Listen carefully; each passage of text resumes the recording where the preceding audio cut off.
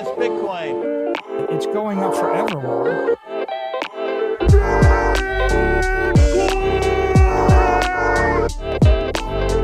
You're against Bitcoin, you're against freedom.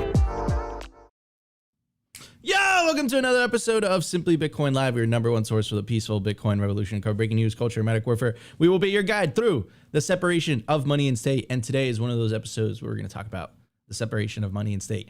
The U.S. government's attack. Well, I can't say that. That's not a fair characterization. Some members of the U.S. government took advantage of the tragedy happening in the Middle East and their allies in the legacy corporate media to take advantage of what's happening to really pass through this narrative that Bitcoin and crypto was being used to fund terrorism.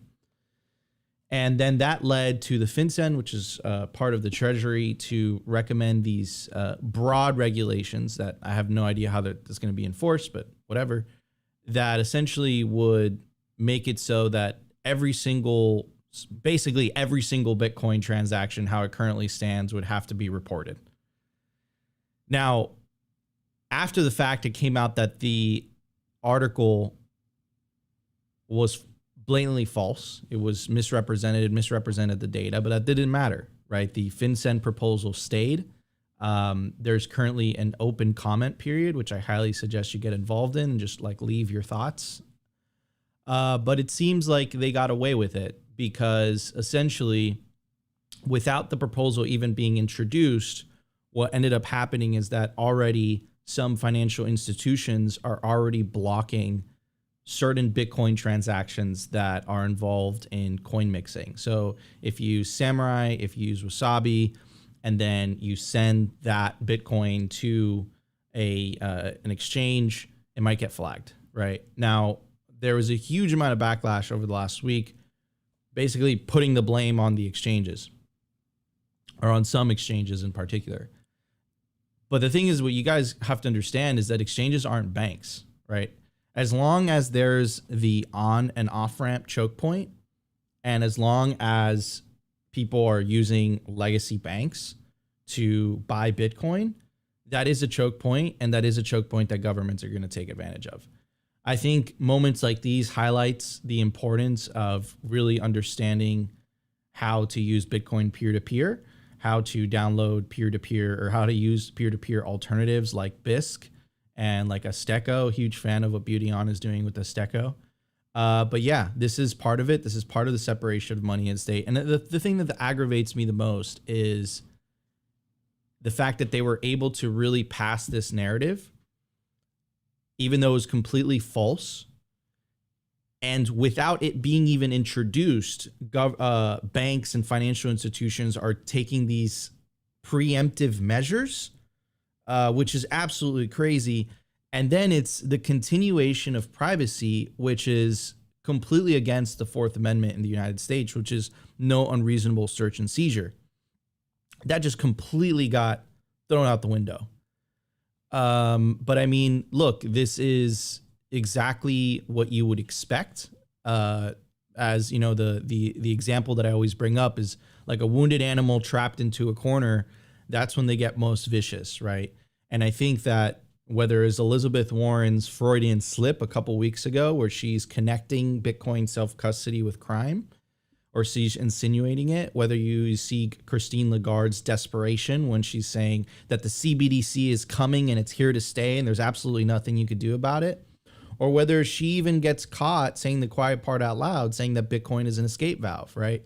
There's multiple signs that show you that the powers that be, the people that want you to use fiat currencies and the future of fiat currencies, which are central bank digital currencies, are absolutely terrified of Bitcoin. But most importantly, not only are they terrified of Bitcoin, they're terrified of people taking self-custody of their money, which won't allow them to confiscate it easily, either through direct confiscation or confiscation through inflation. Because That's really what inflation is. At the end of the day, it's fundamentally theft.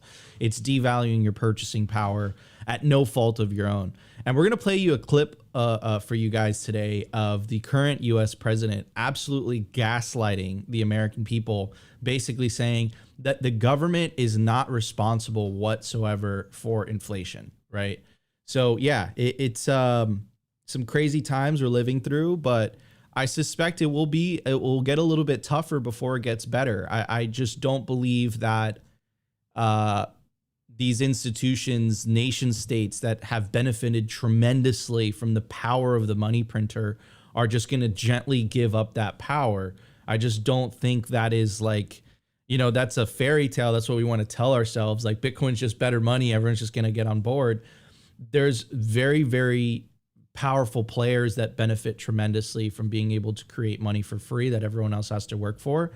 And I think they're going to fight tooth and nail to maintain that privilege. They're going to lie, misrepresent, print, propaganda, anything you can think of. I think they'll try to throw at us. Our best hope is to win over the adoption race and win the information war, which I think we're clearly winning, especially on the battlegrounds of the internet. It's home turf advantage for us. Our mematics are just better than theirs.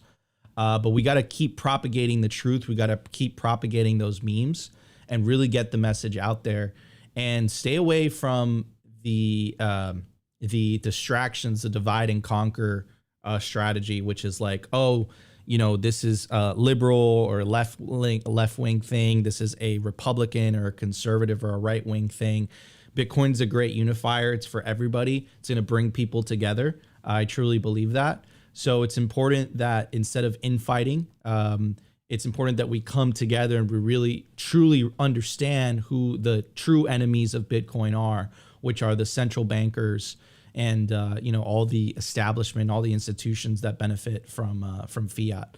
So anyways, it's going to be an interesting episode. We have all the receipts for you guys as always. I want to bring up my legendary co-host, always optimistic, and he's in like 3340 today. He's super pixely. I don't know what's happening. Am I? Anyways, how you doing? How you doing, Opti? I thought I fixed this. It looks good on my end. I don't know. Let me know in the chat. I'm doing well. Doing well. Someone was saying, are we going to get pessimistic fields today? No, I feel great. I've been sleeping wonderful. Life's good. In the face of everything going on, I just keep thinking of the meme, everything's good for Bitcoin. And we knew that this was coming. We knew that we're in the then they fight you stage. And Nico, you and I have been talking about this all year. We've been seeing this coming down the pipeline. And at first we were kind of wondering whether we were right or not, or whether we were reading into things. But it's becoming very clear that we were definitely on point. So, hey, crazy stuff. But I'm not surprised. We've been calling this for months. We've been calling this for months. It was Operation Choke Point 2.0. Operation Choke Point 2.0. I am coming in bad. One sec. You're back. It was Operation Choke Point 2.0. It was like all the series of events. We had interviews with like Caitlin Long and whatever, and she was like saying the tornado cash. Yeah, the tornado cash is what started it all. It's really what set the precedent. Like we said, it was going to set a precedent, right? So anyways, it's going to be an interesting episode. I want to bring up our guest today, Leon. Thank you so much for joining us. We appreciate it. What's up, guys? Thank you for the invite. I appreciate it as well. Thank you. So, Opti, what are we going to talk about during the culture? Yeah. So Leon actually wrote a thesis on Bitcoin, which we'll probably touch on, at least the basics of it. And we kind of have been having a running theme here the last couple of weeks on Bitcoin versus real estate. I know out there, when I talk to average people, they're always like, oh, Bitcoin's too complicated. I'm just going to go into the safe bet, which is real estate. And we're still here trying to educate people that for the average person, Bitcoin might be a better choice. It might be a better alternative. And we will kind of connect this, as Leon was telling me before the show, with what's going on with the housing market. So I think we're going to have a good wide-ranging conversation for you guys in the culture. And of course, like always, you guys can drop some questions in there in the chat for us, and we'll do our best to cover it. But yeah, I think that's going to be a good one. Yeah, it's going to be a good one, to say the least. All right, everybody, no more delay. Let's jump straight into numbers. We got a lot to talk about today. Let's check it out. The Bitcoin numbers. Is your Bitcoin in cold storage really secure? Is your seed phrase really secure. Stamp Seed's do-it-yourself kit has everything you need to hammer your seed words into commercial-grade titanium plates instead of just writing them on paper. Don't store your generational wealth on paper. Paper is prone to water damage, fire damage. You want to put your generational wealth on one of the strongest metals on planet Earth, titanium. Your words are actually stamped into this metal plate with this hammer and these letter stamps. And once your words are in, they aren't going anywhere. No risk of the plate breaking apart and pieces falling everywhere. Titanium stamped seeds will survive nearly triple the heat produced by a house fire. They're also crush-proof, waterproof, non-corrosive, and time-proof. All things that paper is not, allowing you to hodl your Bitcoin with peace of mind for the long haul. Stamp your seed on Stamp Seed. All right, guys, I made it super easy for you guys. You could scan the QR code on the right-hand side of your screen. It'll take you directly to the Stamp Seed website where you can get yourself a titanium seed phrase storage kit. You can use promo code SIMPLY to get 15% off anything on their website. Don't store your generational wealth on paper. Store it on one of the strongest metals on planet Earth, titanium. All right, at the time of recording, the Bitcoin price is 36,230 sats per dollar, 2,760. Block height, 816,757. Blocks to halving, 23,243. Halving estimate, April 20th, 2024. Total Lightning Network capacity, 5,295 Bitcoin. Capacity value, 191 million US dollars. Realized monetary inflation, 1.74%. The market capitalization of Bitcoin is currently at $708 billion with the B. Bitcoin versus gold market cap. Bitcoin is still, baby, 5.42%. Once Bitcoin reaches the market cap of gold, that would put the single price of one Bitcoin between 500 and 600,000 US dollars. All right, everybody. So I have just a couple videos. This is a montage of, when I talk about the fiat regime, the fiat establishment, and the world ahead of us. And I really want you guys to start looking at the world from this perspective, because it's truly Bitcoin versus slavery. It's truly the party of Bitcoin, the party of peace, opportunity, prosperity, freedom, which is Bitcoin, versus the party of green, which is the party of slavery, fiat, poverty, censorship, confiscation, you name it, right? And it could be a little bit obfuscated right now. I think a lot of people are, tensions are high, political tensions are high, but truly, you're either on the side of Bitcoin or you're either on the side of central banking and fiat and inflation. There is no in between. You can't just be in the middle ground and say, I'm for both. No, because the other side, they don't want Bitcoin to exist. Look at all the actions that they've taken. Central banks don't want Bitcoin to exist. And I'll even go further than that. I would say that central banks can't have Bitcoin existing if they want to exist themselves, because of Bitcoin's incentives, people will naturally pick the better money over time. Maybe it'll be a multi-generational thing, but people will eventually find out what is the better money. And you're seeing this already in the global South, where people, it's been accelerated in the global South because they don't have stable fiat currencies. So they are forced to look for alternatives. So, and then you look at Bitcoin, you're like, that's pretty good. That looks pretty good over there, right? So anyways, here's Joe Biden, absolutely gaslighting the American people. Let's check out what he has to say. It's only 11 seconds. So I'm sick of this stuff. We have to talk about it because the American people think the reason for inflation is government spending more money. Simply not true. So I'm sick. I mean, like I'm sick of the lies. Like I'll say that he's sick of that. I'm sick of the lies, to be honest with you. And then on the other side, the founder of the World Economic Forum, which I call the Contillionaire Conference in Davos, Switzerland, Klaus Schwab, is talking about privacy. And today's episode is really going to talk about privacy. And you have to understand, guys, how interlinked all of this stuff is, right? The reason that they have to get rid of privacy, the reason that you have the president of the United States gaslighting the American people, basically making the case that it's completely irrelevant that the US government printed a record amount of money, and after that record money printing came crazy inflation. That's completely uncorrelated. That's what he would like you to believe. Now, here's the thing, and this is why they're trying to censor speech on the internet. As long as people are just calling out the BS, it makes it very, very uncomfortable for them because they don't have a good response. They can't use the truth to argue. They can't just say, you know what, actually, the real cause of inflation is this, this, and this, and this, and that. And then obviously, all it takes is just one Bitcoiner making a meme or making a video, doing a little bit of research, and then that video going viral to completely debunk anything that the central bankers and their allies would like us to believe.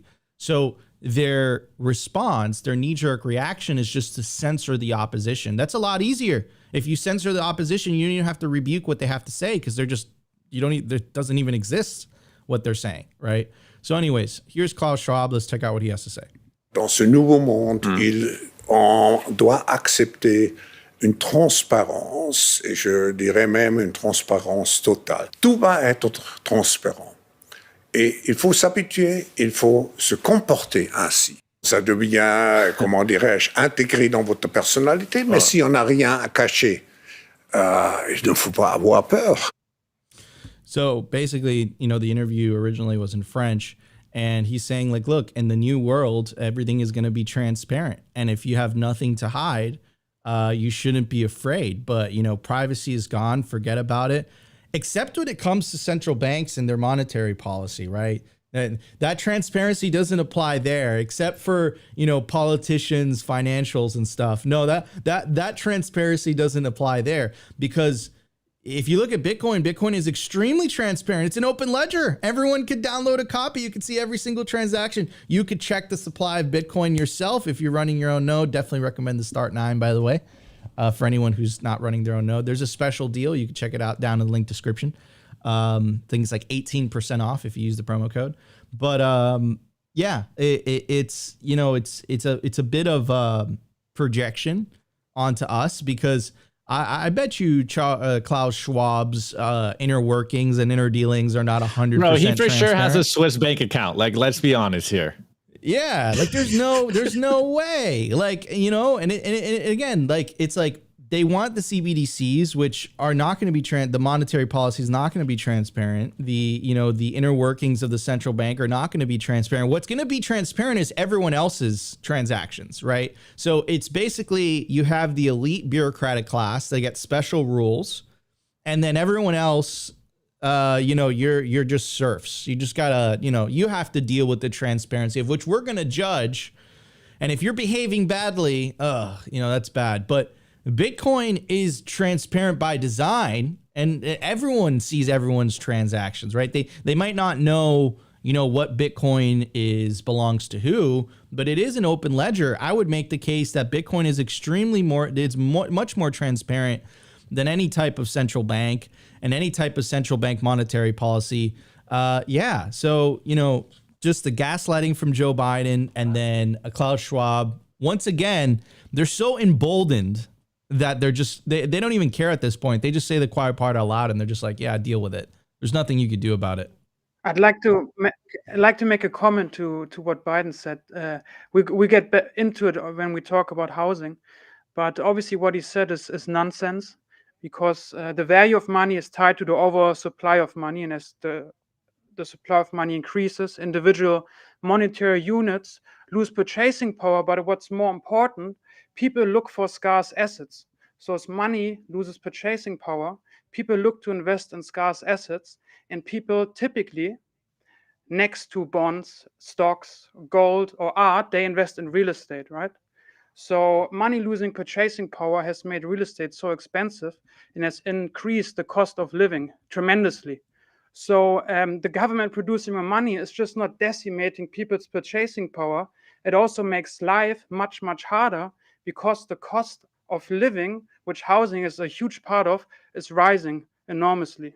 At this point in time, I think it's like 67% of the world's wealth is stored in real estate. So it became the #1 savings account for the world. Yeah.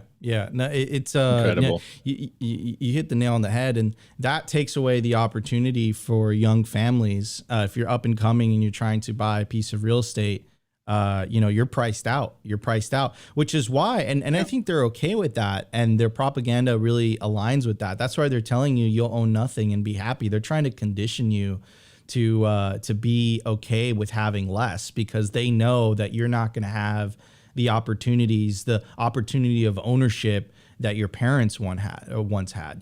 This is the consequence of broken money. This is the consequence of fiat. Anyways, Opti, what's your take on this?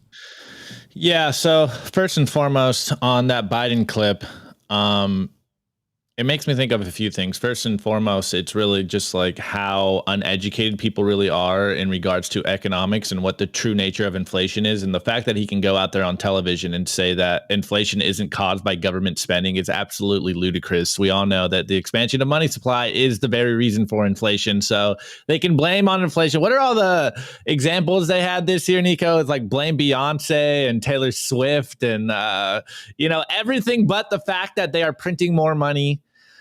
And that's what's causing inflation. And yet they still continue to find reasons to print more money. And people, for some reason, are still just taking this, and they're taking that abuse, and they're getting robbed. And they don't understand that this is the mechanism that is robbing them, is by them printing more money. And, I don't want to say it's all by design, but Nico, it's all, I think this is all by design at this point. They don't want you educated on how the economy works. They don't want you educated on how money works, how the fiat currencies work, because it's a lot easier to rob you if you are uneducated. And then on the Klaus Schwab point, like, absolutely incredible that the same story is being told over and over and over again. We've heard this so many times throughout history. If you have nothing to hide, then you shall be good. And it's disgusting. Like, Klaus Schwab is wearing clothes. He's obviously got something to hide. Like, we have curtains in our house, and privacy is a human right. Like, I shouldn't have to ask them for my own privacy. He's not going to play by the same rules. Well, of course, rules for thee, but not for me. He's not, and he's going to have some like special privileges. Like, he's not going to have to share his financial, data and his social media posts and all that stuff. He's not going to have to do that. It's just the rest of us, the rest. So it's creating like this like neo-feudalistic society where it's like government, central banks, basically the controllers and the main benefactors of the fiat system are just basically enslaving everyone else, dude. It is crazy, man. It's just crazy. This crazy world. And wait, before I go on, being a little bit conspiratorial here, he sure has like Swiss bank accounts. It's not like he's showing us all of his assets, and yet we're criminals because we want to do similar things to him. It's just like, man, silly peasant, don't try to be me. You don't deserve freedom. You don't deserve transactions. Show us everything. You're a good human. You don't have anything to hide. Like, if you have nothing to hide, you don't have a problem. It's like, it's absolutely insane that this is where we are, where I know we live in a digital world and everything is basically surveilled, and we basically have no semblance of privacy in the world today. But I don't think that we should just continue to be okay with this. We should do what we can to protect ourselves and follow best privacy practices. And like, we have curtains in our house. Like, it's very simple. You just don't want everyone knowing what you do. Like, I know we're all digital natives now. I know we're all on social media and we post every thought we've ever had on the internet. But, my mom always told me a simple idea, like, don't be putting everything on the internet. She's still terrified of the internet, probably for good reason. Shouts out to my mom. Anyways, guys, if you're enjoying the live stream, make sure to smash that like button. If you're listening to it on Twitter, on Rumble, on YouTube, really helps with the algos. Yeah, wait. Sorry. Elaine hit the nail on the head. He lives in Switzerland, of course. Anyways, guys, I wanted to give a shout out to our sponsor, Bitcoin 2024. Guys, it's going to be in Nashville, Tennessee this year. It's not going to be in Miami. It's going to be July 25th through the 27th, 2024, the year of the halving, Bitcoin 2024. You can get your GA tickets for $349. an industry pass for $849 that gives you access to 3 days of the Bitcoin 2024 conference. Also gives you discounted hotel rates and a whale pass for $4,749. That gives you exclusive access to the deep backstage VIP lounge. It also gives you access to the premium seating and VIP viewing area. You definitely don't want to miss the Bitcoin 2024 conference. Going to be the biggest Bitcoin conference on planet Earth. You can use promo code SIMPLY for a discount on the already discounted tickets to Bitcoin 2024. All right, everybody, let's hit the news. We got a lot to talk about today. The Daily News. I want to give a shout out to our sponsor, Foundation Devices. It's self-custody done right. They built a premium grade hardware wallet called Passport right here in the US. It's fully open source and verifiable. It's the most intuitive Bitcoin wallet designed with a UX reminiscent of a simple feature phone. So you will know how to navigate it and use it the moment you pick it up. Get your Bitcoin off exchanges and into your own hands in just a few minutes. Experience the peace of mind that comes with taking ownership of your own keys. After a massive sellout during Bitcoin Miami 2023, the Passport is back in stock at foundationdevices.com. Bitcoin only, open source verifiable, completely air gap security model, gorgeous design craft, premium grade materials. If you're thinking about getting your Bitcoin off exchanges, this is the one for you. Check out the Passport link in the show notes below to learn more. All right, guys, not your keys, not your Bitcoin. Get yourself a Bitcoin hardware wallet. I highly recommend the Passport by Foundation Devices. It's completely open source.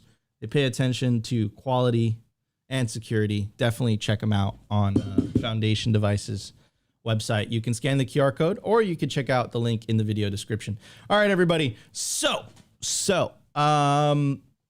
this was a series of events that happened over a couple of months, almost a year. And it really started with this. And we made the claim when this happened that this was going to set a precedent. And if they got away with this, they would use this for things in the future. So what am I talking about? Tornado Cash founders charged with money laundering and sanction violations, right? Here's Coin Center, who is a lobbying arm for the Bitcoin and crypto industry in the Imperial City, Washington, D.C. And I think they break down the significance of why it was so consequential. And I would make the case that really they were just waiting for a straw man to go after Bitcoin privacy, but not only privacy tools, but also setting the precedent to apply US sanctions to open source technology, right? Open source software. That's never been done in American history before. And we were making the case like this is bad, right? And then after they set the sanction, they arrested these guys. These guys are on trial. But anyways, it goes on to say, today, Coin Center, along with a group of normal privacy-seeking workers, donors, activists, and public figures, filed a lawsuit against the Treasury Department to keep privacy normal, to delist Tornado Cash privacy tools from sanctions, and to enjoin Treasury from enforcing against ordinary Americans exercising their self-evident and basic rights to privacy. Second, even Treasury's own regulations and past executive orders limit the applicability of sanction controls to transactions with persons, entities, or their property. The Tornado Cash sanction was made without statutory and also without regulatory authority. It was made contrary to law.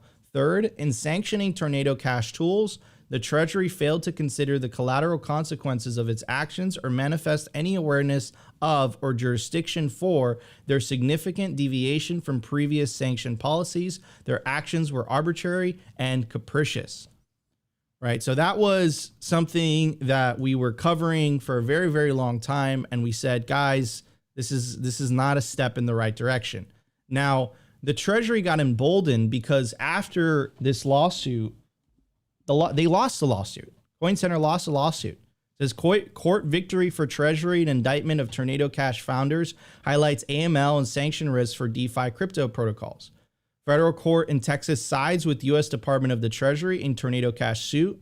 Decentralized autonomous organizations can be sanctioned by the Office of Foreign Asset Control, and smart contracts can be sanctionable property, one federal district court has held. Courts likely will defer to the OFAC's authority to designate non-traditional entities such as DAOs, emphasizing the U.S. sanctioned risks across the DeFi space. I just want to mention, guys, this not only applied to DeFi. This was the foot in the door. The last passage there was the key passage.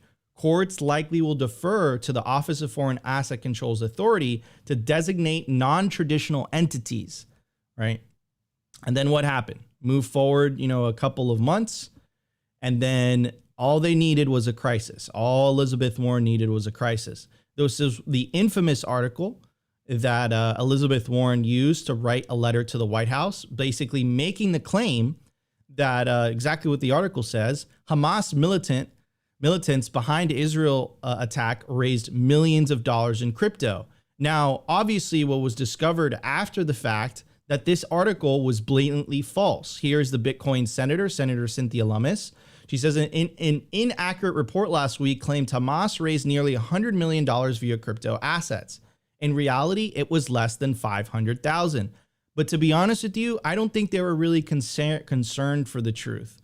I think that they, just like the Tornado Cash example, they needed a straw man. They needed a reason, a justification as to why they were going to take away more Americans' freedoms.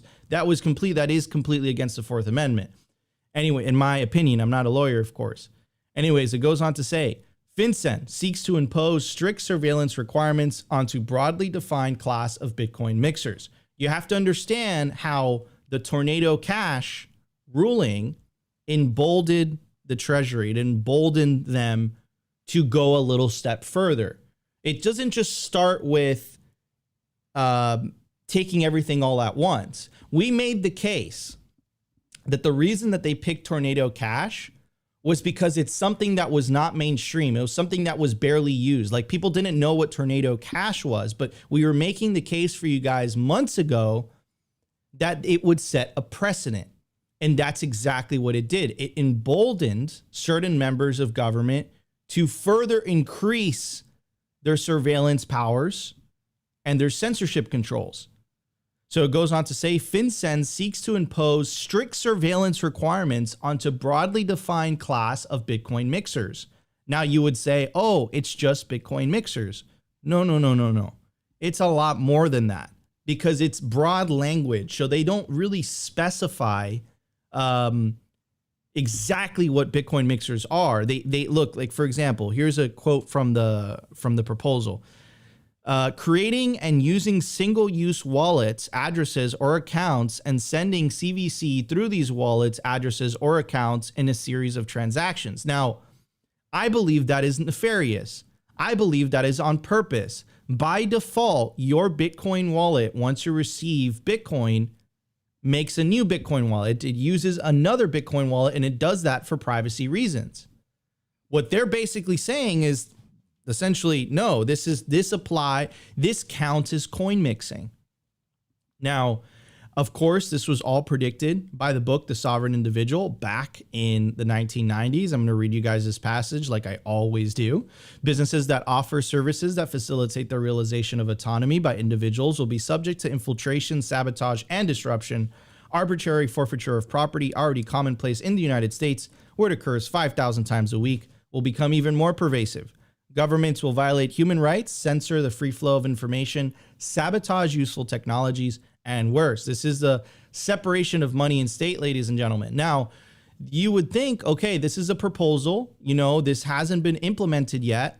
Well, it has, though, because a lot of banks, a lot of financial institutions have already taken preemptive measures. Now, the news that came out over the weekend, and there was a lot of backlash for this, was that Swan came out with an email basically saying that, hey guys, we're going to limit customers' ability to interact with mixers. Now, that's not what they said.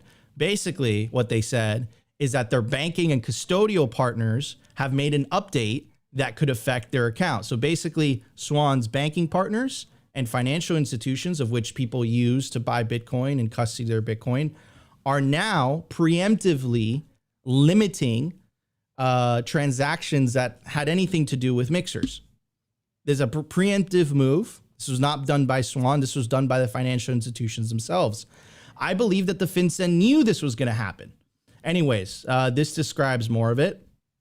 It goes on to say, in light of the recent proposed ruling from FinCen regarding Bitcoin mixers, they will no longer serve as clients who directly interact with Bitcoin mixing services such as Wasabi, Samurai, and similar services. Please be advised that depositing directly from or withdrawing directly to a mixing wallet may result in the termination of your account with our banking or custodial partners. Here is Jan Pritzker. He is the CTO and co-founder of Swan. He went on to say, we didn't comply with anything. The financial institutions that our users are depositing dollars funds into did. We fought them hard on this privately while publicly fighting FinCen. We have been expanding our options with financial institutions, with a third coming online now and a fourth that we control in 2024. I expect, however, that all financial institutions in the USA will do this because it's defensive for them, just like they file bullshit SARs on all the time defensively. Now, keep that in mind. The proposal was never implemented, but financial institutions are already enforcing the proposed rules by the FinCen. And these proposed rules were based on a bullshit article that misrepresented the data. Now, if you go back in time, it really all started with the Tornado Cash that set the precedent. This was a series of events that took 6 months or so to play out. It was methodical, it was surgical, and make no mistake, it was without a shadow of a doubt on purpose. All they needed was a crisis. In the case of Tornado Cash, they needed North Korea. In the case of the FinCen proposal, they needed the tragedy that was happening in the Middle East. Anyways, here is more information that came out. And here is Corey, who is the CEO and founder of Swan. He said, we're negotiating with the banks and working on a lawsuit alongside many friends versus FinCen if needed. And in the meantime, just don't withdraw. Guys, read between the lines. Just don't withdraw straight to Wasabi or Samurai unless you want a bank to maybe ask one of our settlement partners to freeze your account. See you on the battlefield. Now, what happened a lot also during the weekend is that a lot of the infighting, a lot of the energy and hatred was directed to Swan. Guys, this applies to every single regulated Bitcoin exchange in the United States. Not just Swan. Swan was just vocal about it. They released multiple media things. They released a live stream. They did a Twitter Spaces. Jan had this viral tweet that literally showed you how to comment on the FinCen proposal. But if you live in the United States, this applies to you. If you're using a traditional crypto exchange like Kraken, Coinbase, etc., this applies. If you're using a Bitcoin only exchange, this applies to you. This doesn't just apply to Swan. They got away with murder essentially, and they used it, and they used misrepresentations of data in order to justify taking away more of your freedoms. They won this one, and they got away with it dirty. And these proposals haven't even been implemented. It haven't even been implemented yet. It's just a preemptive move by financial institutions to try to get ahead of this. Now, it's interesting because I saw a lot of comments basically saying, why doesn't the Bitcoin and crypto industry have their own banks? Well, that's exactly what Caitlin Long did with the Custodia Bank in Wyoming. And you know what they did? They denied her a federal banking charter. And you know what they did the week after they denied her a federal banking charter? They announced the American version of the central bank digital currency, the FedNow. These are not coincidences, ladies and gentlemen. These are methodical, strategic moves, right, by the anti-Bitcoin forces to try to stop the adoption of Bitcoin or try to make it as inconvenient as possible to take self-custody of your Bitcoin, because the revolution is self-custody, and that is the part that they fear most. So they're going to try to demonize it. They're going to try to villainize it. They're going to try to criminalize it eventually, because this was the first step. It starts with coin mixing. And then a year from now or 2 years from now, they say, listen, the coin mixing it just wasn't enough. someone who took self-custody of their Bitcoin sent that money to a terrorist. So actually, we can't even have you taking self-custody of their Bitcoin. That, make no mistake, that is where it's going.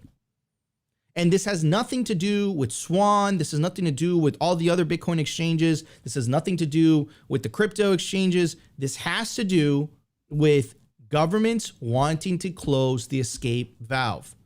That is what they're trying to do. Make no mistake. They just need a straw man. They just need an excuse. They need a crisis. Because when a crisis happens, they say, look over there. Look over there. Look at the shiny little gold toy over there. And most people get distracted distracted to what they're really trying to do, what they're really doing. So wake up. The way that we fight this is Bitcoin mass adoption. The way that we fight this is waking up more people, educating more people to the benefits of self-custody, waking up people to the fact that, wait a second, so why is the government forcing me to use a money that steals from me? They don't even take responsibility for the inflation of which they cause. We played you a clip of Joe Biden in the beginning. And if you still don't believe me that they don't want you to have privacy, look at the video that Klaus Schwab just played you. I just played you by Klaus Schwab. In Bitcoin and Nostr and all these things, Klaus Schwab's dream of this non-privacy world wouldn't be possible. So what do you think he's going to try to do? He's going to try to take away those things. He's going to try to villainize those things. This is the separation of money and state, ladies and gentlemen. And the more we infight between different political ideologies and the more we infight as Bitcoiners, it is distracting from the enemy at hand, the enemies of freedom, the enemies of Bitcoin. They would much rather us infight than actually pay attention to what is actually going on.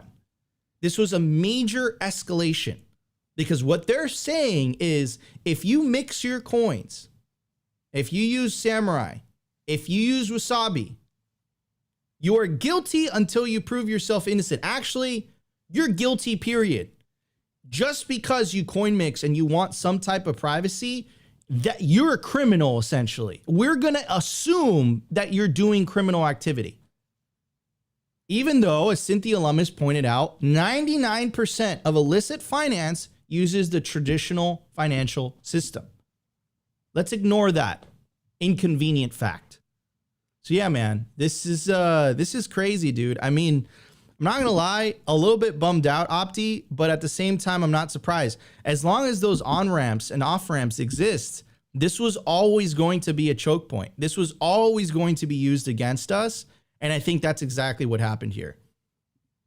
Yeah, I mean, we've been seeing this happen we've been kind of seeing this slow train wreck happen all year. And at first we were kind of wondering whether we were on the right path or we were just seeing things or we're just clickbaiting titles over here. But it slowly but surely has been pointing that the powers that be are absolutely terrified of Bitcoin because Bitcoin has made its way out the gate and it's getting a lot of media attention. And what happened over the weekend, I kind of unplugged and I had to catch up on Monday, I think is very unfortunate. The fact that, Swan tried to be as transparent as possible and was basically telling you, if you read between the lines, how to skirt this and how to protect yourself. And yet that gets lost on everyone. And someone dropped a great article in our Telegram group, and I'm blanking on who it was and what the website is, but they called it like the swan in the coal mine, a play on the canary in the coal mine. And we've seen that Gemini has done this, Kraken has done this, Coinbase, everyone has felt these pressures. And if you're going to scale an exchange, then you know that this is going to happen. And for better or worse, there is no quote unquote Bitcoin or crypto bank yet. And hopefully Custodia can be a part of that. Hopefully what Swan has in the works. I saw Corey was talking about it on the internet and Jan as well on some of the content that you guys are making, that hopefully Q1, or if not sometime earlier, sometime during 2024, they will hopefully have something that will protect themselves. But it just goes to show how early we still are in this whole game. And if you're going to interact with the fiat system, you're still going to have to play by their rules for better or worse. It's still their playground. But look, it's as simple as this. Look, if you're using a bank to buy Bitcoin, which is the vast majority of people, this affects you. If you're buying Bitcoin peer-to-peer using BISC, using Azteco, this does not affect you. The thing is that the vast majority of people use banks, so they will use this choke point. That's the reality of it, right? And it's unfortunate. Now, Jan did release basically a tutorial post that I highly recommend you guys check out, and he literally walked you through what you can do right now. It should not take much of your time to leave a comment on the FinCen on this proposal. Make your voice heard. There's only been 1,000 comments so far. He literally made it incredibly easy for you guys. Here's a nice list of bullets. Go to ChatGPT and then leave your comment on the federalregister.gov FinCen proposal. So get involved. Take action, take agency as an individual. Now, Jan said that he still believes this is going to pass. I truly believe so as well. If they're okay with lying and misrepresenting to this extent, do you really think that they're just going to care what 1,000 comments have to say? No, I think that they just needed an excuse. But look, here's the thing, guys. Learn peer-to-peer. Learn we need the rise of the Bitcoin circular economy. So pay your friends in Bitcoin, just stay within the Bitcoin circular economy because they have no power there, right? The power and the weak point is always going to be the on and off ramps. As long as you're dealing with a bank and then that bank is what you're using to purchase Bitcoin, they're going to exploit that. And they did. And this is what happened over the weekend. Anyways. I wanna make a comment. First of all, I send out my condolences to everybody that has lost a loved one, of course, and the tragedy that you mentioned. But interestingly, Bitcoin is actually the solution to this problem. It's not part of the problem. Part of the problem is the fiat system, because fiat allows for war, which is unprofitable by definition, because it's only about destruction, to continue. So the problem is actually the fiat system that funds these wars. And in 1914, when the Bank of England went off the gold standard to fund their war efforts in the First World War, we did enter the paradigm of endless wars, which is based on fiat. So I just want to make a point here that Bitcoin is part of the solution because it is finite in supply that makes war unprofitable. And an interesting example of something that was banned in Germany was skateboarding. So skateboarding was banned in Germany in the 80s. And of course, there's something that you can't ban. And I'll take that as an example to show people that I also don't believe you can ban Bitcoin.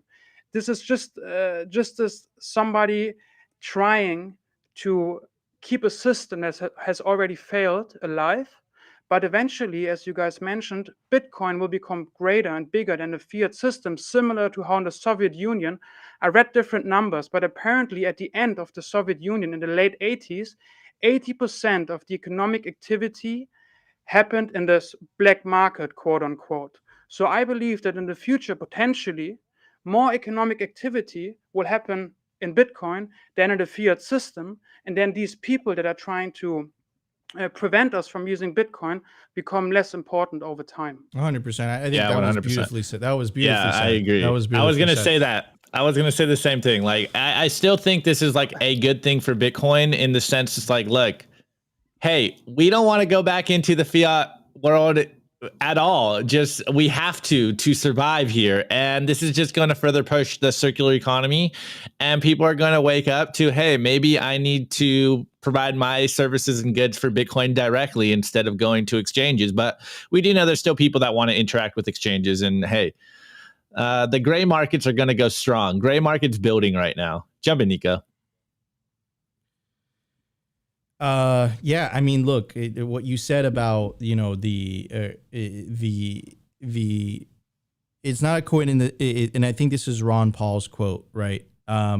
It's not a coincidence that the century of central banking was also the century of the most wars in human history and the most destructive and deadly wars in human history. That's what I got to say about that. But anyways, this is just Like this is serious stuff, guys. Like this is serious stuff. Take it. Don't take it lightly. Take it serious. Take self-custody, run your own node, empower yourself. Literally, like, don't fight with violence. Don't fight with like bullshit. Fight with taking Bitcoin into self-custody and educating the people around you. Because the more people are awake, they won't be able to get away with this BS. They will not be able to get away with it. They will not be able to get away with the gaslighting. They're able to get away with it because people are asleep. They're not aware of what is money. They're not aware of what is actually going on, right? Anyways, I do want to give a shout out to our awesome sponsor, Kaboom Rex. They're the best place to buy, sell, and host mining equipment. You got to check out their racks, and I made it incredibly easy for you guys. You could scan the the QR code on your screen right now will take you directly to the Telegram marketplace, and you can connect with a member of their sales team. They make purchasing products easy and transparent. And if you're thinking about selling your Bitcoin mining ASICs, they have a vast network of domestic and international customers when you sell your mining equipment with them. Definitely check out Kaboom Racks. I highly, highly recommend it. That's where I buy my Bitcoin mining ASICs. Kaboom Racks. All right, everybody, let's hit the culture.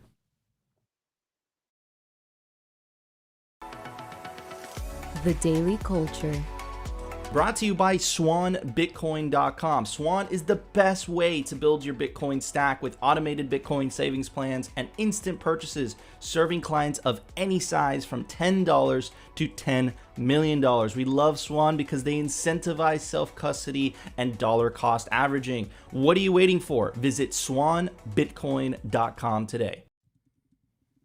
Awesome. Okay, so Leon, we usually start our culture with how did you become a Bitcoiner? How'd you get here? But I think a great place to start for you is the fact that you wrote a thesis paper on Bitcoin. And I'm just going to say the title here for you, and then you can go wherever you want to go, and then we'll touch on some of those other topics. So your thesis here, Bitcoin, a qualitative study of a monetary alternative, its value and application. So how did we get here, Leon? How did you end up writing a Bitcoin thesis paper? And maybe even how was the response to it? Yeah, sure. It also eventually will tie into real estate. Sweet. So I learned about studying philosophy. Before this in financial economics, I did a bachelor in philosophy. And I came across Bitcoin because there were certain websites that were very popular amongst the student body. And I looked further into the money that was used on those websites. And then I also went to the rabbit hole of Austrian economics. So I learned about Ludwig von Mises, and I learned Rothbard and methodological individualism. And I, generally speaking, always was into counter. So I didn't question Bitcoin. I just thought it's interesting, so I started. And then a few years later, I started my master's in financial economics, and I wanted to write my thesis about Bitcoin. At that point of time, I think that Ethereum was about to go live, and a friend of mine who was into like venture capital or whatever, he heard about Ethereum, and he knew I was into Bitcoin, and he sent me the Ethereum paper, and I had problems what the use case for Ethereum was and what the difference between Bitcoin and Ethereum was. So that motivated me to look deeply into Bitcoin. At the beginning, you're not very happy with that because they believe Bitcoin to be a Ponzi scheme. But I eventually convinced them that that's not the case, and it's actually a breakthrough in monetary technology. So I started to study Bitcoin from the perspective of Austrian economics, the importance of individual freedom for the well-being of society. And I also looked in particular into the potential of Bitcoin on the market and allowing individuals in the global south that have been excluded from the existing monetary to save, build wealth, and transact with each other.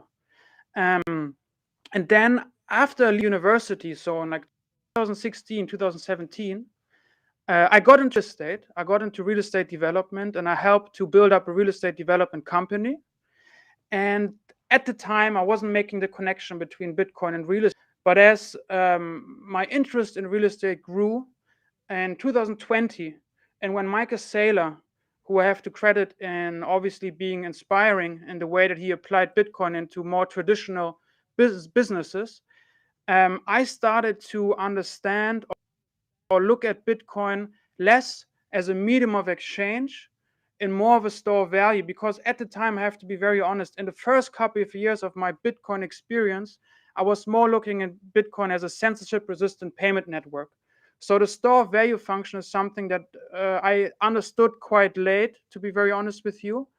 And then when I looked into real estate and why real estate has become so expensive, the reason why real estate has become so expensive or so valuable is because people need to look for scarce assets to invest, because money is losing purchasing power through the issuance of new money continuously.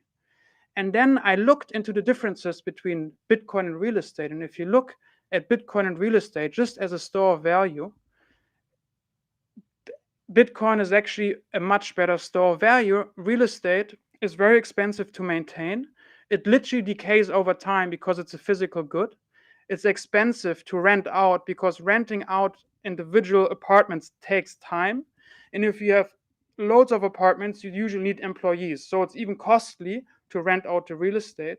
And something I think that ties into the article, Nico, that you showed. At this point in time, we are facing potentially a third world war. Rather, it's a cyber war, it's a physical war. Real estate is susceptible to complete destruction.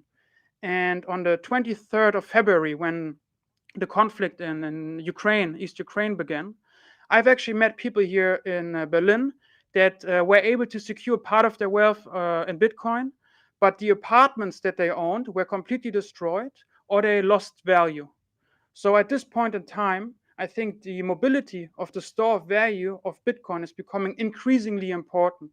And as I understood that, I looked into the market cap of real estate, and real estate has become the #1 store of value in the world. There's around $330 trillion stored in real estate. That's like 67% of the world's wealth. And I said to myself, if that is the #1 store of value in the world, and it's such a bad store of value, I believe that Bitcoin is going to grab a significant part of the market cap of real estate. So the real estate market cap is like 600 times larger at this point in time than Bitcoin. So I believe, looking at the potential of Bitcoin, you know, people throw out huge numbers like, I don't know, 50 million, 10 million, and whatever. And eventually in today's currency, that might be true. But to make a realistic assessment, I said, maybe Bitcoin is going to catch like 10 to 15% of the market cap of real estate. And that is somewhere between $1.5 to $2.3 million per coin. And that is something that I believe to be realistic within the next decade. So then I started to look at two things. First of all, what are the positive implications for society of Bitcoin draining the monetary premium that real estate has accumulated? So potentially, as people understand that Bitcoin is a better store of value than real estate, they don't invest in real estate anymore. They just save in Bitcoin by default. And that creates less demand for real estate, and that also creates dropping prices. And the second thing that I believe is important is, in an inflationary system, it is actually necessary to be able to take credit, because if you have savings as an entrepreneur, it creates an opportunity cost to spend all your savings on a business, because you lose the opportunity to plan for the future, because eventually that's what savings are. They are the ability for the individual to plan for the future. So it's important to take credit. And real estate is not only the #1 store of value in the world, it's also the #1 piece of collateral that is accepted by banks. But real estate has become unaffordable for most, so people can't save and they can't take credit, so they can't build a business, so they are completely priced out of the economic system. In real estate, in difference to Bitcoin, Bitcoin is accessible. You can buy Bitcoin for as little as $1. You can use it to save, build a capital base, and potentially also lend against. It becomes less important to lend against your Bitcoin on a Bitcoin standard, because we can save in Bitcoin. We don't need necessarily credit.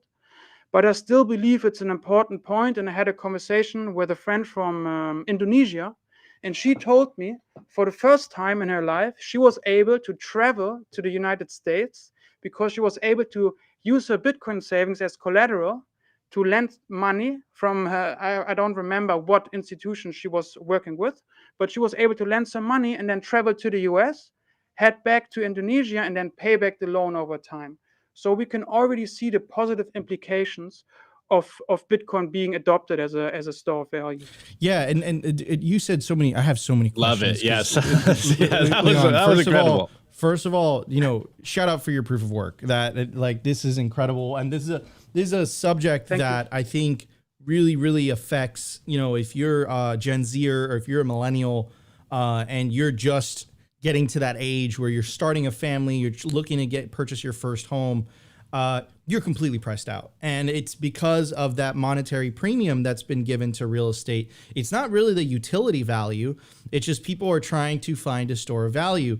And so not only your work, but Parker Lewis, I think, wrote a great piece.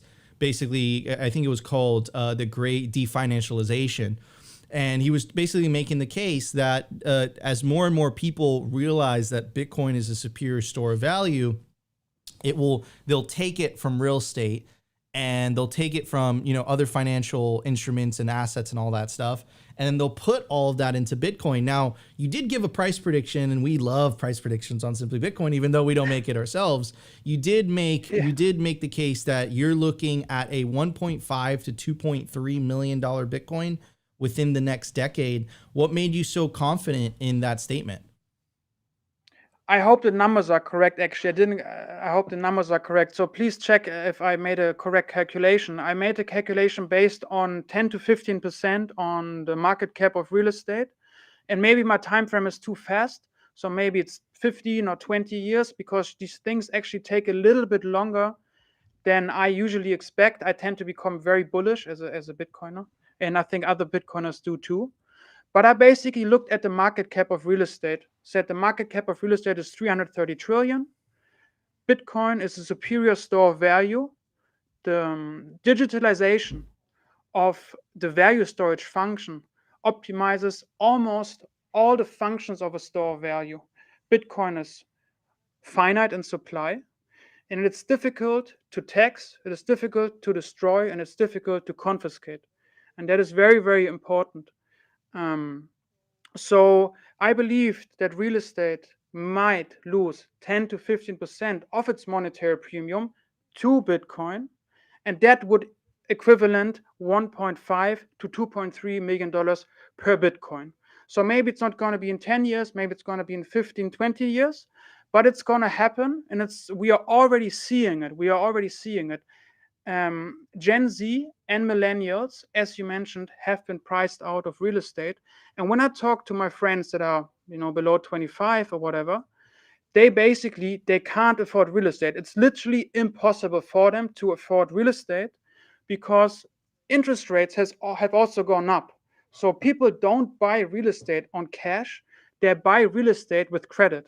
And as interest rates go up, less people can afford real estate because less people can afford to pay the interest rates, because with inflation, costs for goods and services and for rent have gone up. So people have less money to spend on interest rates to buy a house. So I believe that these individuals naturally will gravitate towards Bitcoin as their preferred store of value anyway. So it's almost, in my mind at least, maybe I'm mistaken, but in my mind, Bitcoin for Gen Z, for millennials, will become the number one store of value basically by default, because there's no other chance. Now we can see people that already own real estate. The question is, the boomers, will they sell their real estate for Bitcoin? I don't know. I don't necessarily believe so, but I have talked with some individuals, and what they do, they're either taking credit against their real estate to buy Bitcoin, or some of the people that I talk to are actually considering selling some of their real estate to put that money into Bitcoin. So as Bitcoin grows in value, it will absorb some of the monetary premium of real estate, but people will also gravitate towards Bitcoin rather than real estate as a store of value because they have been priced out. and because they can't afford monthly interest rates, which I read in the US are between 7.5 to 8%. And that is a substantial amount of money, considering that inflation has caused costs of goods and services and rent to skyrocket.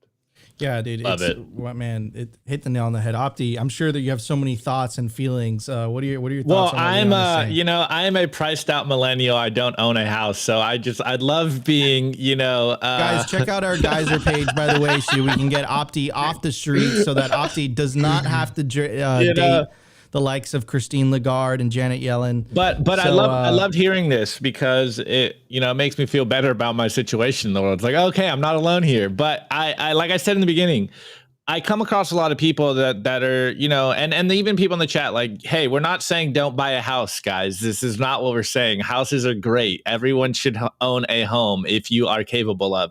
But I do hear a lot of people saying, and we even saw like Dave Ramsey last week say like, oh, I would never buy Bitcoin. I'm going to buy houses. And I think this is misguided for a lot of people that they believe they need to store value in real estate when it's like, guys, we have pristine collateral. We have the best savings technology, which is Bitcoin. And so I like bringing on people like yourself, Leon, that explain to people like, hey, real estate will hold value. You know, beautiful prize land on beachfront property will always be valuable, but there is a, I don't know, store of value premium on rent and land right now in real estate. And there's a good opportunity for us to save in Bitcoin, and you have that chance today. And so I just love when people come out here and are so eloquent. They're like, yeah, maybe you need to buy some Bitcoin.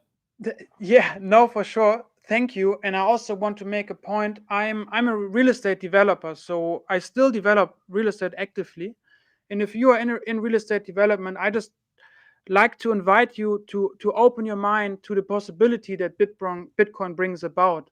I'm not trying to diminish real estate development, and I'm not saying there's utility value in housing.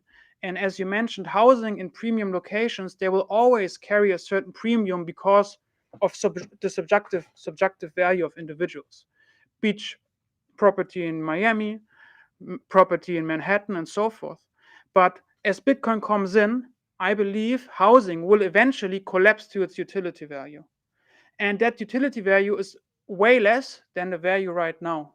So it's just what percentage? Let's throw out some percentages out there, right? So let's say the average. Opti, do you want to do it? Thanks. Yeah, Opti and I produce against each other. We find each other. But so let's throw out some numbers. So the average U.S. household, the average cost for a house in the U.S. is like $400,000 or $500,000, right? What would this repricing? Would it be to where housing was in the 70s, where it took like I think a year or two of your full-time salary to basically pay off a home? What are we looking at? What type of discount on real estate are we looking at? If you want to, maybe you can bring up my article, how Bitcoin is going to make housing affordable in Bitcoin Magazine, because I'm showing a metric there that I'd like to refer to, that's the one, replacing the world's preferred store of value. If you scroll down a bit, there's a chart that basically talks about, Nico, what you just said, this one exactly. So that is home value change versus income change. And as you can see, in the 70s, what happened, and on the 15th of August 1971, Richard Nixon, the US president, announced that the US would decouple the dollar from gold. And since then, we've been living under fiat standard with no monetary standard, right? So the amount of money has increased consistently. And at that point in time, I think it took like 2.5 years for an individual in the US to finance the purchase of a house. And now it's around 8.5 years. So it takes 2 to 3 times as much, or 3.5 to 4 times as much to save for a house. This basically means that we are losing time, right? The system is stealing our time. Through inflation, we are being robbed of our time, because money is what we use to save the fruits of our labor, and we spend our time working. As money loses value, the time we use to work is basically being blown away, right? So to answer your question, what is the percentage of the monetary premium that real estate carries? It's very difficult. I read different numbers between 70 and 80%. So I read that between 70 and 80% of the value of housing is because it's being used as a store of value. So that is quite significant. Incredible. Yeah, this is it's hopeful. There's something about Bitcoin and optimism, right? It gives me hope for the future, maybe, Opti and I are fucked, but for the future generations where they don't have to go through a process where they're priced out of housing, they're priced out of of potentially owning a home in the future. But this is what Bitcoin is all about. And once again, like even in real estate, even with the housing crisis, Bitcoin once again provides this shining light of hope and optimism. Bitcoin truly does fix these things. Now, Leon, before we get to the meme review, do you have any closing thoughts or any words of encouragement for our audience? I do. It's going to tie into what you said, because something I really like about Bitcoin in the housing market, it really shows the transformative potential of Bitcoin. And it also shows that changes happen with the individual. Because if the individual starts to save in Bitcoin, two things happen. Number one, for that individual, real estate is going to become more affordable because Bitcoin is going to grow in purchasing power faster than the price of real estate. Plus, as more people do it, there's less money in real estate because people put it in Bitcoin, which also leads prices to drop. So going back into methodological individualism, what I talked about at the beginning in my master thesis, this example really shows that positive changes in the economy happen from the individual because the economy is made up of billions of individuals, and we don't need a centralized authority that imposes these changes, because the fiat system, which is a centralized system, and the credit system has actually caused the opposite. It has caused prices of housing to skyrocket because of inflation and because of the credit system. Gotcha. Beautiful. What a great guest. Leon Yeah, absolutely killed it. Yeah, dude. Incredible guest. Super honored and humbled to have you on the show today, and really, really appreciate your takes. And thank you for having me. Yeah, man. And it's one of those things again that Bitcoin fixes. Anyways, guys, Opti, is it time for the meme review? Are we gonna review some memes? It is time to laugh a little bit, hopefully. All right, let's hit the memes. The Daily Meme Review.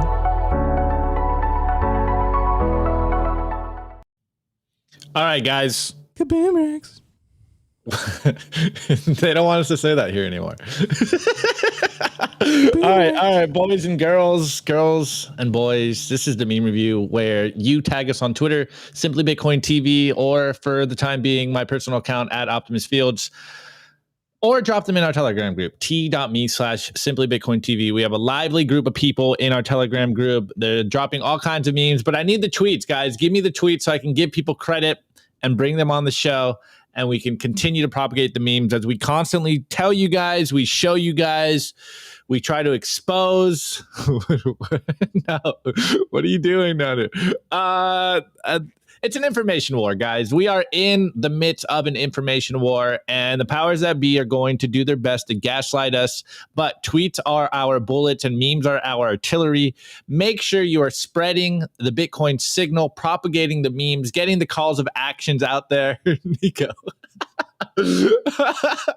Okay, all right. I'm losing my train of thought. Anyway, this is the meme review. Well, you already know the deal. Oh, actually, I wanted to say, get your meme review score ready. Get ready to drop it in the chat. All right, guys? So we don't have this delay. All right, first one is by Glocky, a.k.a. at Cluckies _ on Twitter. And he goes, #banks versus #Bitcoin with a fire emoji. And he goes, my bank notified me that a transaction was approved today. And then comparing it to Bitcoin. My Bitcoin wallet notified me that a transaction was confirmed today. Oof. And then he goes, the difference is subtle yet huge. Very powerful. It's a very powerful And statement. it was very fitting considering what we talked about today. Anyways, next one is by my cousin out there, Cooligan Fields, aka Tommy Boy 21 Mil, and he goes, "You only get one shot. Do not miss your chance to blow. This opportunity comes once in a lifetime." Hashtag, or actually, a credit to Eminem. Hashtag Bitcoin. And we got what is it? Is this the Hangover screenshot here? I don't remember. I think this is Zach. I think so. Yeah, I think Zach Galifianakis, I believe There his you last go, name Alfie. is. Proud of you. With the math emojis and math, thinking about the math calculations, and it goes, when a normie asks you what's so good about Bitcoin, and you know this is your orange pill moment. You only get one of these once in a lifetime. They don't come often, but when they are receptible to Bitcoin, this is when you open up the floodgates, guys. Okay, next one is by Bitcoin Mindset, aka at 80IQ Mindset, and he goes, plebs are built different, or Bitcoiners are built different. Hashtag Bitcoin. And we got stock market down 3%, and you see the trader over here on Wall Street, and he's crying and he lost his house.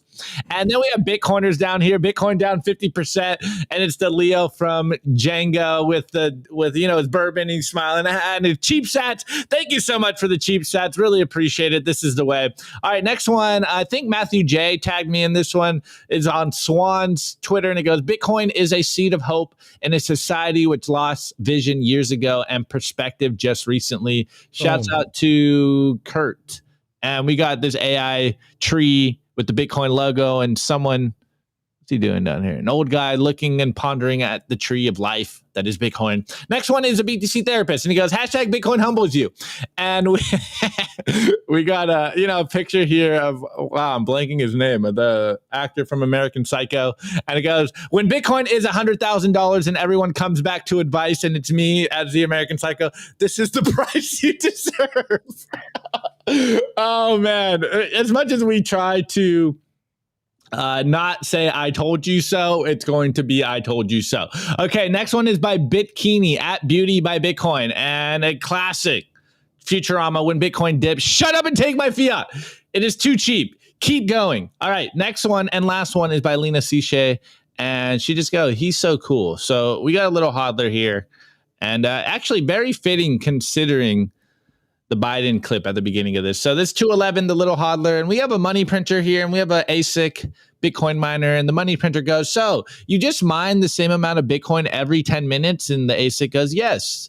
And then the money printer goes, what if someone asks you to mine more? And the ASIC just goes, I don't. And then the money printer goes, wait, but won't they be upset? And the ASIC goes, yeah, that's not my problem. And the money printer goes, wow, ASIC's so cool. He's so rad. He doesn't bend to social pressures.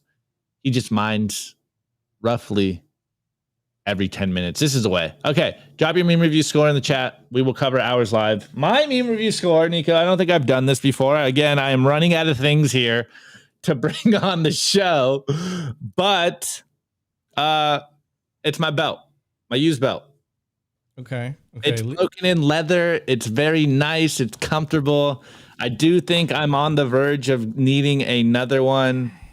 It's got holes in it to make it bigger and smaller. I'm gonna give it a dongle. But you can't see it. Need dongle. The red dongle. What kind of dongle? It's HDMI. what's it called? Here I cool. All right. And it's a USB. Hold on, Opti. Hold on. I'm not done. You have to get into the specifics. It has a micro USB port, micro SD port, a standard SD port, two USB A port 3.0s, and it has a USB-C power port, and the front an HDMI port. Okay. Nice. Yeah. Chat's roasting me right now. All right, Leon, what would you give those memes? I like the last one, the one that's the price you deserve. Yes, I like that one. This is the way. Yeah, because that's what's going to happen, right? Everybody who said that we are lunatics, they'll eventually come back at the worst time for themselves, at least, and we'll just be smiling and chilling. What would you give the memes, though? What score would you give the memes? Oh, what score would I give the memes? So, the last one gets a 10 out of 10 from my perspective. Okay. I like that one. Oh, that's, I think it was the second last one. Second Sorry, last the one one, with yeah. Christian Bale. Yeah, Okay.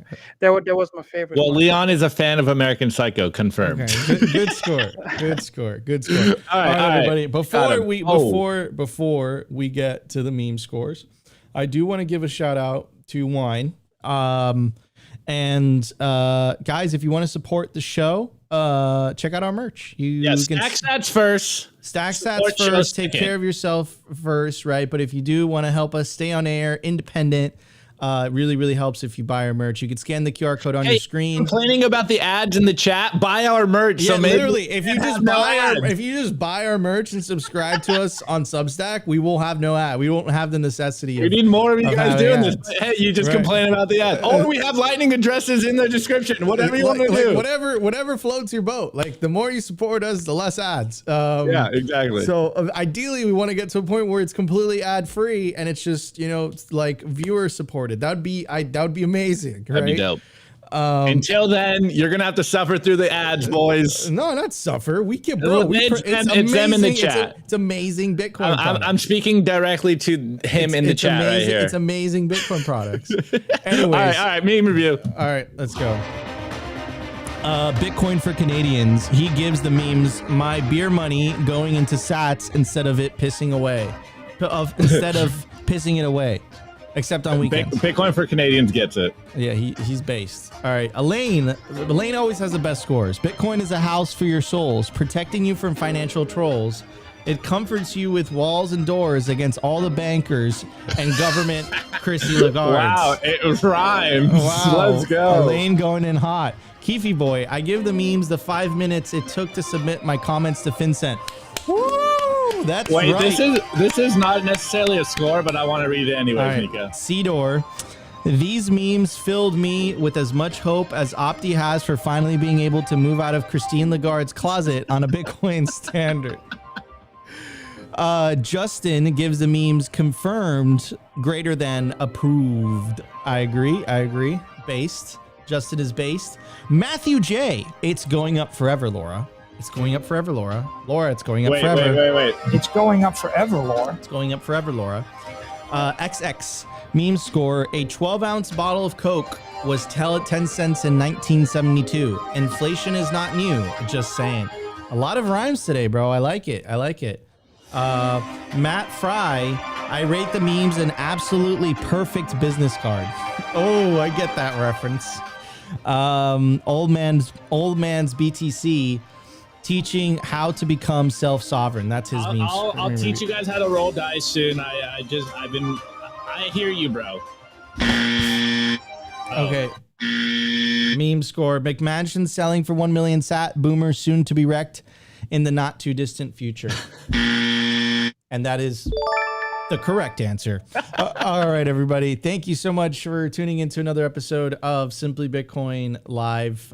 Thank you. Really appreciate you guys. We wouldn't be on air without you guys. So thank you so much for supporting the show. Appreciate you. Appreciate you supporting our partners, our sponsors, and appreciate you. If you guys bought our merch, we appreciate you guys as well. Appreciate everyone's stream of sats on Fountain. We appreciate all of you guys for doing that. Really, really helps. We are a much bigger team than people think. It's about 10 of us, about 3 of us full time, 10 of us in total. So, it really, really does help. Anyways, I do want to thank our special guest today, Leon. Incredible work, man. Very, very impressive. Thank you so much for your work and contributing to the Bitcoin ecosystem. Because it's awesome. I think I saw your work and I reached out to you directly. I said, hey man, I would love to have you on the show. Would love to have you back on in a couple months to talk about this specific topic. Yeah, I'd be happy to. Thank you for inviting me. Thank you also for the work that you're doing and all the listeners. This is, as you call it, the revolution that happens from the individual bottom up. So it's basically how we live our life. Bitcoin, it's also a way of life if you think about it. So I appreciate you taking the time providing this content and making me part of your show. and I'd be happy to be part of it again. Thank you. Thank you, Leon. Really, really appreciate it. All right, guys, if you enjoyed the show, you know what to do. Smash that like button. Consider subscribing if you feel like we provided you value. But the number one thing you could do to help push the peaceful Bitcoin revolution is share this content. In fact, share all Bitcoin content. Don't be exclusive, be inclusive. Don't share shitcoin content. That's counterproductive. We love you all. We'll be back tomorrow for another episode of Simply Bitcoin Live.